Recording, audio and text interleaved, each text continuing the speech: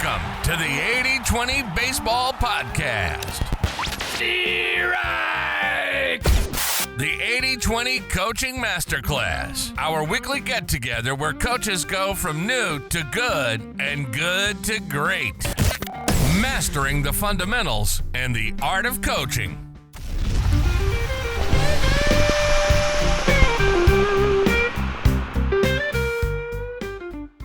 Welcome, everyone. We are now going into our 7th year of this podcast. I am fairly certain this is the longest running weekly youth baseball podcast, and we're going to kick year 7 of this podcast off with episode 315. Before we dive in, if you're getting a lot out of this podcast, the best way you can support this podcast is to leave a positive review. It doesn't take more than a few minutes, and it really helps this podcast out. We get new listeners every week, and I'm sure a lot of them read those podcast reviews, see the positive ratings, and then once they listen to the content, then they're usually all in. So just taking a few minutes to leave a quick review of the podcast, greatly appreciated. Now, episode 315, and we'll start off with a pitching tip/drill. Aim small, miss small. We've all heard that phrase, aim small, miss small. How often do we train our pitchers, our throwers, our players to aim small? I know when I first started coaching, I didn't emphasize aim small. I might bring it up from time to time, but I didn't have a drill built or drills built around forcing kids to aim small. I have a pitching drill/tip for you right here. One of the biggest and one of the best things kids can learn, of course, when they're young is accuracy. Youth baseball players don't need to learn pitch shaping.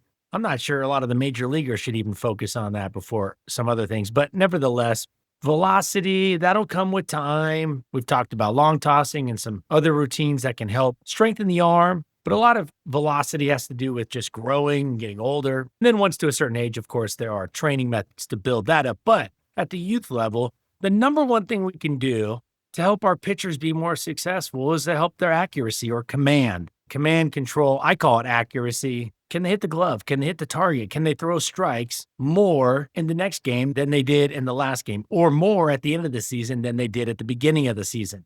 I challenge all of us to challenge our pitchers to aim small in their bullpen sessions. So instead of having, say, a catcher back there, how about we put a little target? You know what targets work really good? Those little shooting targets, the little metal shooting targets.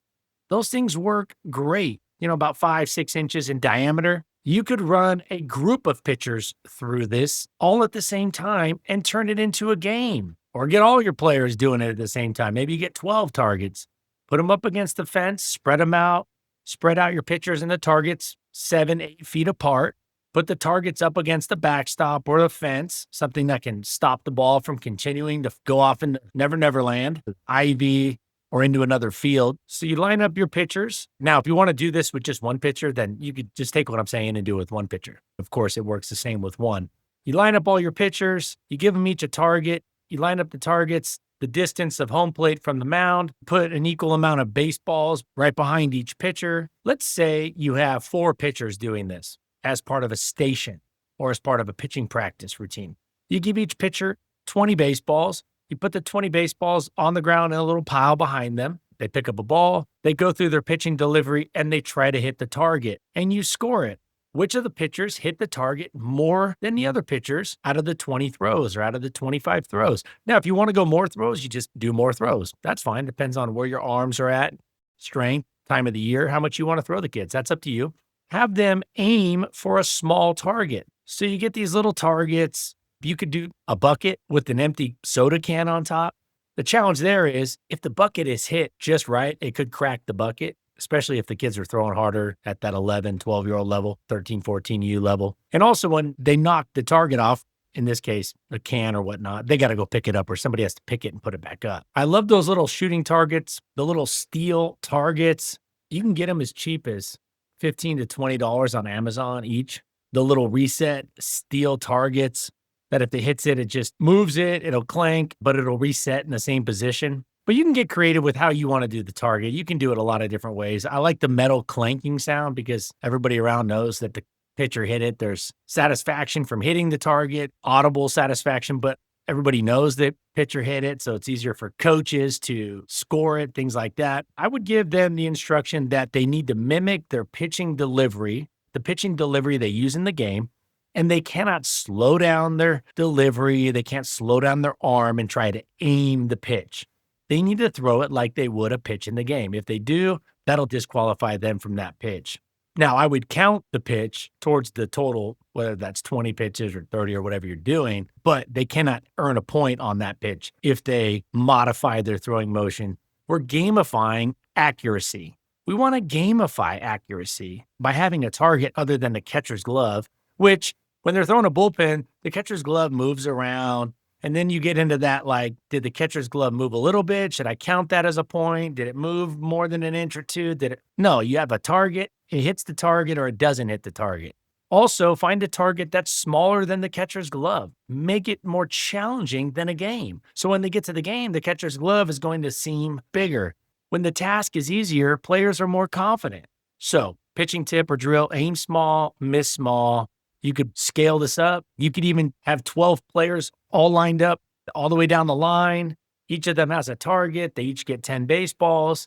Boom. They throw the 10 baseballs. The player that hits the target the most. It may only be once or twice they actually hit it. You're talking a small target here. There's likely pitchers that won't hit it at all. But what it'll do is improve their concentration, their focus. They're aiming small to miss small. And now we're not just saying it, we're actually repping it.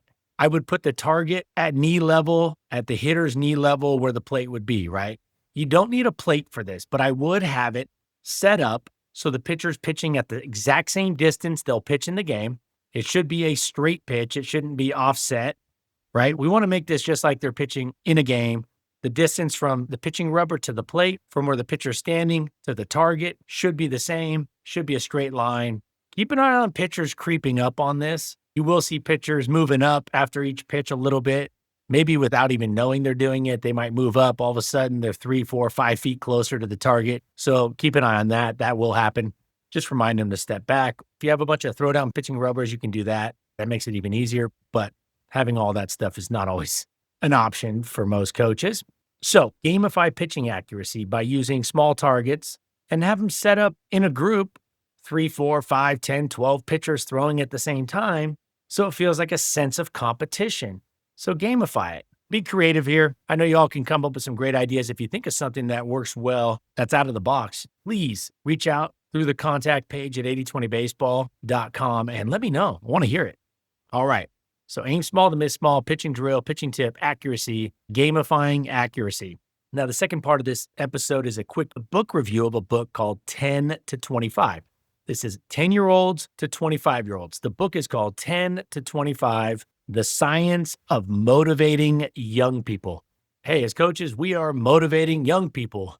So what's the science say behind motivating young people? I was told about this book from family friends. The dad's heavily involved in the league, trying to help the local little league and help the coaching, really doing a great job. And the mom's a dentist, and she was having some challenges with some of the younger employees that she was hiring and working with.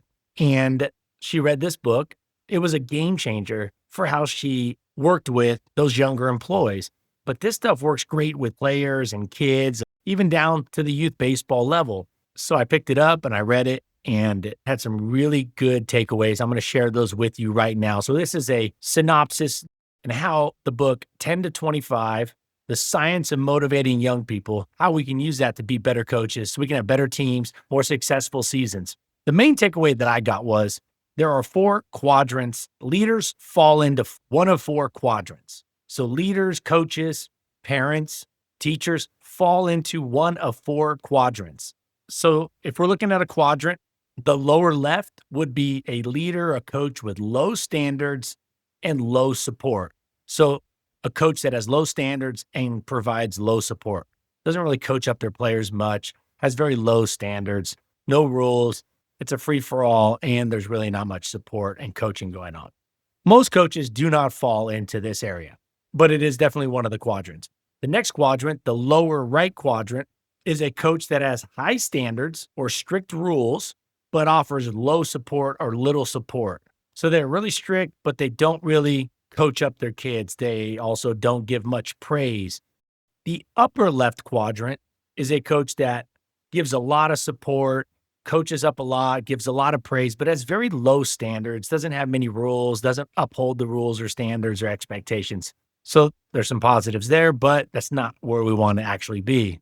The upper right quadrant is where we want to aim and try to be. We want to be a coach that has high standards, some firm key rules, high expectations for the team culture, hustle, hard work, coachability, being a good teammate. We want to have high standards in those areas, but we also want to provide a high level of support. So in the upper right quadrant, where we want to be, high standards, high level of support.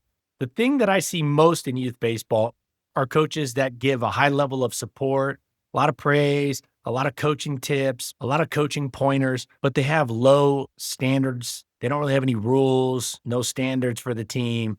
They kind of let the kids run the show a little bit. They just want to appease everybody. They want to be a player's coach. You don't want to be there. And you also don't want to be in that lower right quadrant, which a lot of old school coaches fell into. And that is super demanding, very high standards, but not a lot of praise, not a lot of support. Think Bobby Knight. So you want high standards and high support.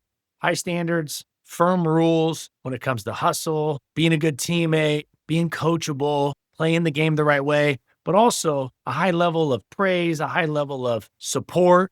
We want to put those two together.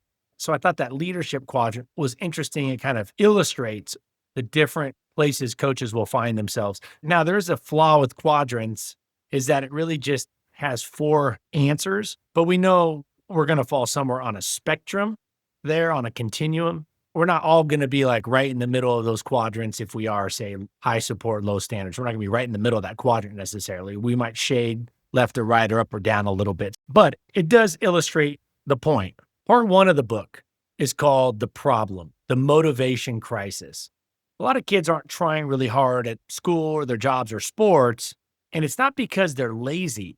It's because the leaders, the coaches, teachers, bosses, either boss them around too much or baby them too much. So these leaders, these coaches, these bosses are either super strict or super nice with no rules. They're on the extremes. They either make the kids mad or disinterested. We don't want to be super strict and we don't want to be super nice. We want to be balanced. We want to be the adult on the field, the adult in the room. We're not trying to be their friend, but we're also not trying to be a dictator, an iron-fisted ruler of the field, of the team. I'm seeing more coaches err towards the side of being too nice and having too few rules, or at least not enforcing the rules firmly. They're letting the kids kind of run the show. They're trying to be too nice, trying to be friendly and be liked. I think 50 years ago, there were too many enforcers, or I should say, too many coaches on that end of the spectrum. We need to be balanced. There's a reason it's called tough love.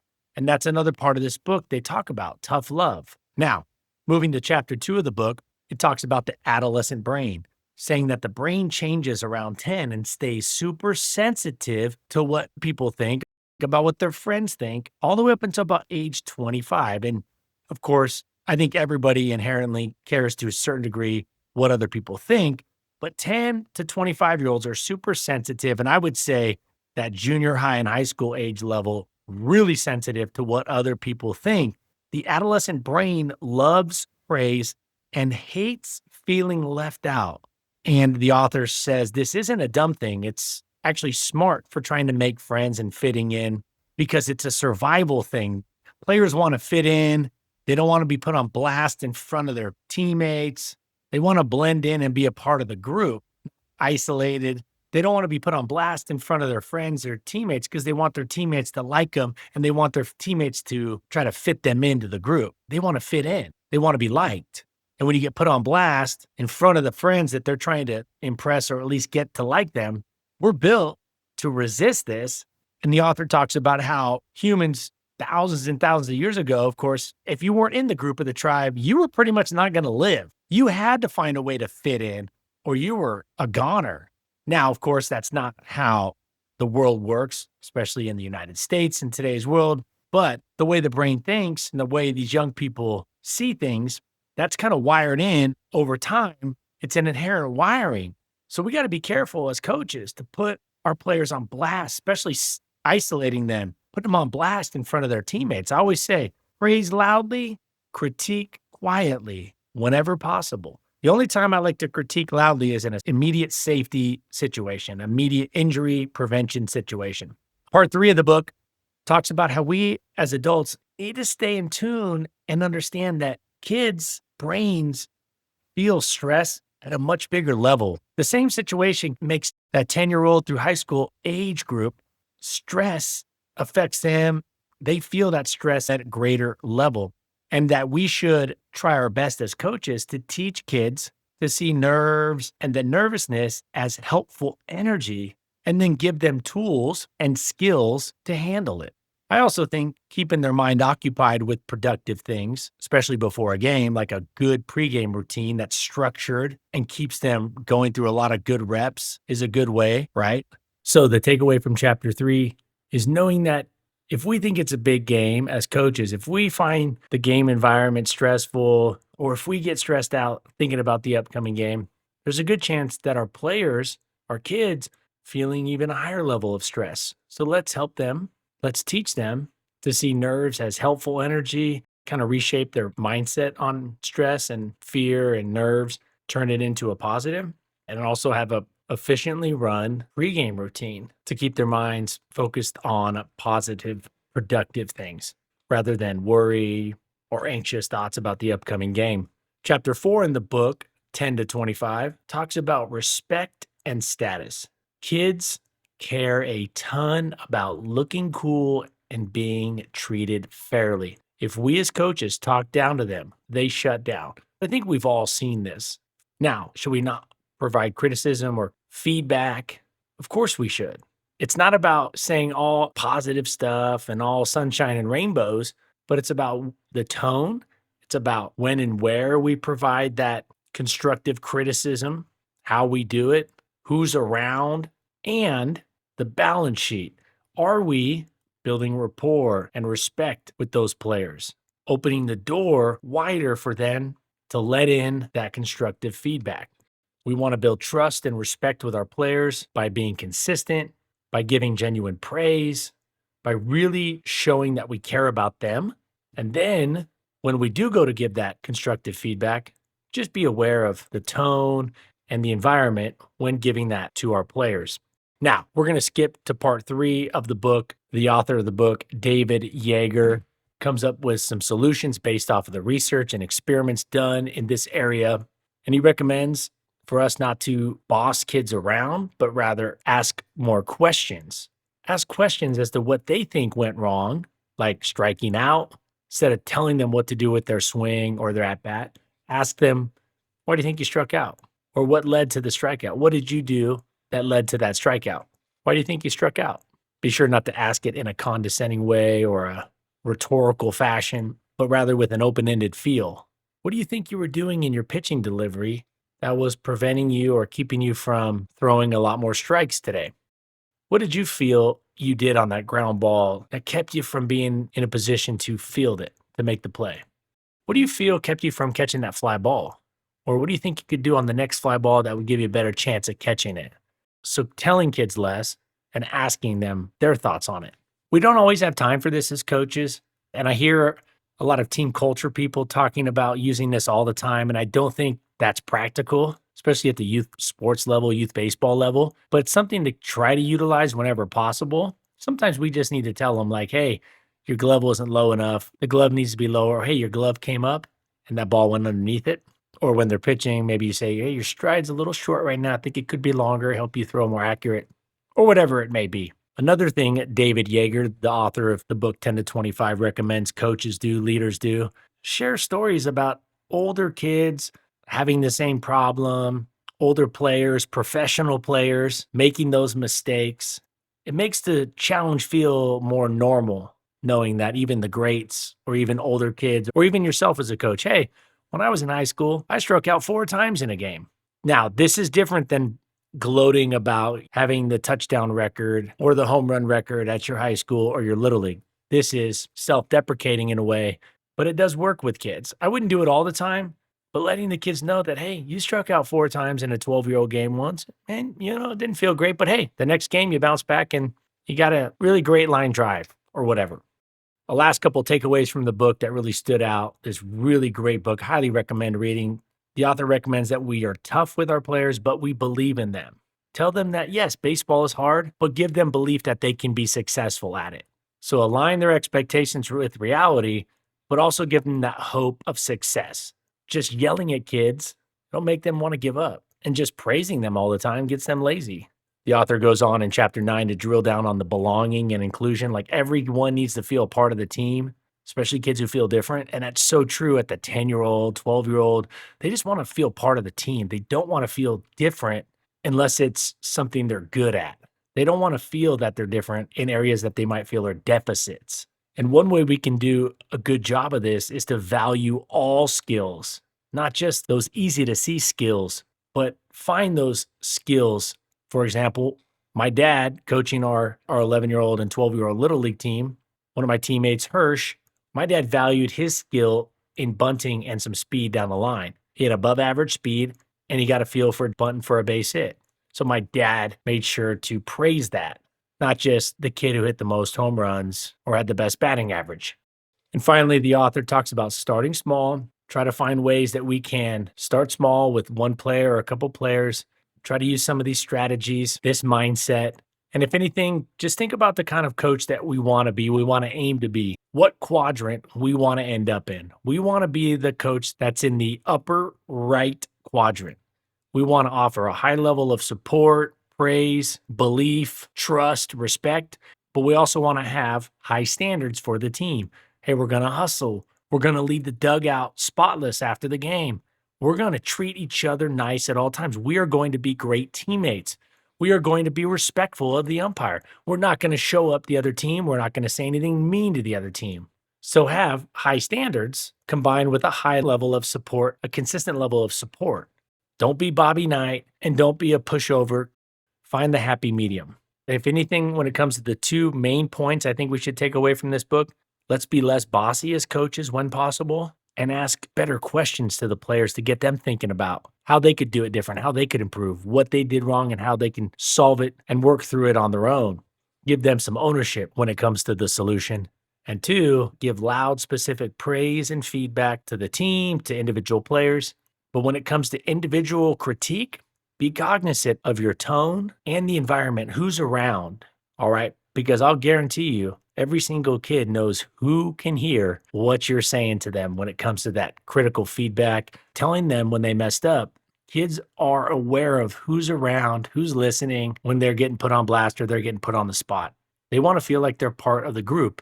They want to feel accepted. And when we call out their faults and put their faults on blast in front of all their peers, they're going to inherently and naturally feel like they're less likely to be accepted by their peers because of this. So keep these things in mind as you go out to the field the next time. Next week, we have a great topic, something that will really guide us and keep us aligned with being great coaches, having a successful season. It'll keep us on the path. So 30 or 40 years from now, we're going to look back without regrets, knowing we were the best coach that we should have been and could have been for our players.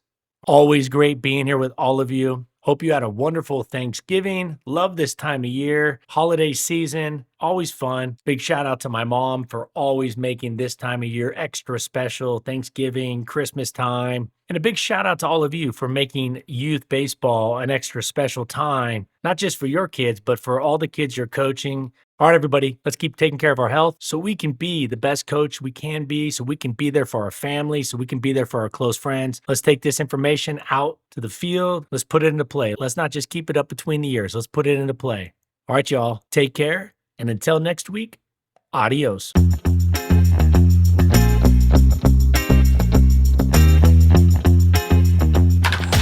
This has been the 80-20 Baseball Podcast, the 80-20 Baseball Masterclass.